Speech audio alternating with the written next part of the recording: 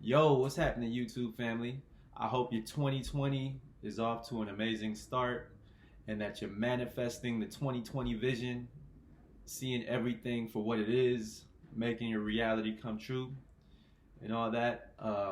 So, what I wanted to talk about in this video today was how your passion can show your potential as a UX designer. And what inspired me to talk about this are all the aspiring UX designers who are out there coming out of school looking for internships, looking for full time work, who have wanted me to review their website portfolios, asking for advice on what they should add, what they should change, suggestions about, interview tips and all that. I won't go into details on too many things, but I just wanted to give one piece of advice, in this video. So, a lot of times when I review people's website, well, aspiring UX designers' websites, there's a headline at the top of the page and it reads something like, "My name is Danny Brown and I'm a UX designer passionate about creating delightful experiences." And then there will be some kind of personal project that looks something like there's a redesign of the Spotify application or the Yelp app or, you know, just some other app that we all use nowadays that's really popular.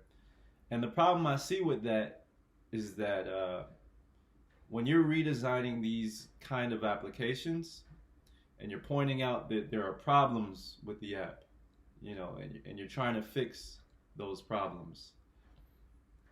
Like, first of all, nothing against anybody who does redesigns of applications or, no hard feelings if you have that in your portfolio right now. But if there's a problem, how do you know that that is an issue for them in the first place? A lot of these companies, they have researchers, they have professional UX designers who are very talented. There's a reason that millions of people are using those apps. It's really hard for you to explain if you go on an interview that and justify that that is a true problem, and you're giving your subjective opinion that that's an issue. That's just my opinion. I'm not speaking on behalf of all the other UX designers in the industry, but that's just my personal opinion. So, my message to all the aspiring UX designers out there is that your portfolio is not a uniform. Don't think of it like a uniform that you have to wear in order to go to the private school that you want to attend. We all need one to, get a job, but it's also important that you show who you really are as a person, as a human being. And the reason I say that is because every year there's more people going after UX design roles. There are graphic designers trying to switch into a UX career because they hear that the pay is better. There are kids on YouTube and Instagram and Behance who are building amazing UI and putting that work out there.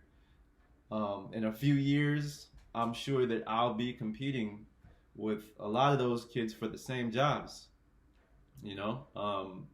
So I think that knowing UX principles and having the right hard skills isn't enough nowadays. The most important piece missing a lot of times is hiring managers being able to gauge your attitude, having the right attitude during your interviews. It's not all about what you know, but what determines whether you get the job or not is who you are. I'll just let that settle in. What determines whether you get the job most of the time is who you are as a person. If people can relate to you, if they, understand your values, if they can laugh at your stupid jokes, right? So I think it's more important than ever to show what makes you different and how do you do this. You can create personal projects that show what you're passionate about. You know, create a website or application that speaks to your interests, your hobbies, or your unique story. And you know, a lot of times when I meet up with these aspiring UX folks, or we get on the phone and we talk through their websites, um, it's like the furthest thing from their mind to show who they are. It's as if they're just, you know, putting out personal projects of redesigns, thinking that they just have to have the necessary hard skills. That's just a small piece of the puzzle. So the first benefit that um, I'll talk about from you doing a personal project that you're passionate about and that you actually care about is that you can push it as far as you want. There's no limitations if you're creating something from scratch, right? You can create personas. You can do a little bit of online research and get some data that you learn to understand, that you can justify the reasons of why you created this app. I'm just, I'm just giving you ideas. I'm not creating a list and saying that if you do a personal project, this is what you have to do. I'm just, giving you ideas. So if you do decide to do a personal project, that you can just run with it as a little or as far as you want. So yeah, you can create personas, you can do research, you can create low fidelity sketches and work your way up to high fidelity mocks. Then you can prototype those mocks in InVision, or you can make, something a little bit more realistic on Adobe XD or Principle. You can test your prototypes out with your friends, your family. You can go to, a location where there are users who you think would use the application, and get a little bit of feedback. And after you get that feedback, you can iterate on your designs. Oh shoot, got the sun coming in my eye right now. Living my life like it's golden. Let me move a little bit. But how is this going to help you?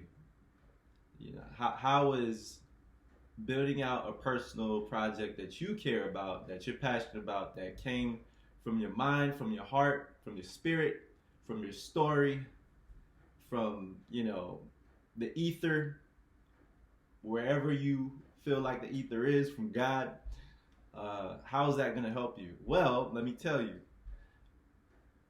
If you present something that you're passionate about, where your energy is good, you feel confident about talking about it, and you just feel good about presenting what you came up with, you're going to feel proud. That's going to come across. And a hiring manager is going to be able to gauge how you think. They're going to be able to understand your values. They're going to learn more about your strengths, your weaknesses, your natural abilities. It's going to help you connect personally with those hiring managers or whoever's interviewing you. And overall, the energy in the room is going to be more positive. If somebody's looking at your portfolio and they're actually interested in the personal project that you created, it's just something that's brand new, that came from your creative mind, and they can connect with it, they'll remember you. You'll become more memorable. They might decide to reach out to you if they haven't already. And because one thing that I've learned over the years is that it's better to visually show the work that you're producing, rather than just talking through ideas or writing a long description about an idea that you have. If somebody can quickly get a sense of this is what this application or website does, and